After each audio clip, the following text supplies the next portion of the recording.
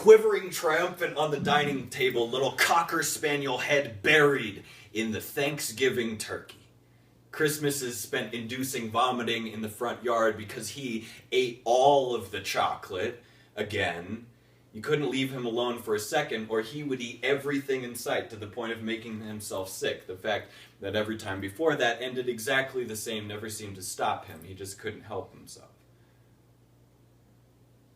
I came out of a blackout screaming, crying, cathetered and IV'd, strapped hands and feet to the hospital bed. I watched the rain pour off the side of the overpass, trying to read One Flew Over Cuckoo's Nest. By streetlight, the stolen bottle of Merlot almost gone, I labeled my homelessness freedom and did not expect to live much longer. I slipped into a low-grade seizure in front of my parents on Father's Day, face still caked with blood from last night's scuffle. The fact that every time before that ended exactly the same never seemed to stop me. I just couldn't help myself.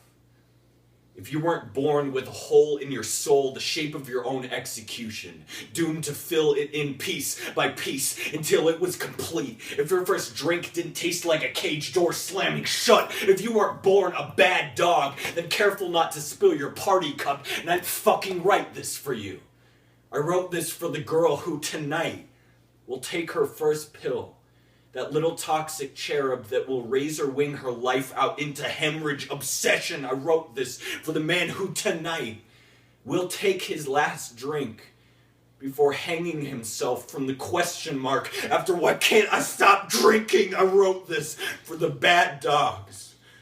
Should you ever find yourself wandering the empty streets at dawn, all mushroom cloud eyes and rattlesnake flesh, in a city that couldn't do you right, you will know the correct pronunciation of the word miracle when you find yourself wandering into a church basement later that day, getting lighter with each step down, down, down, boy, till you finally surrender.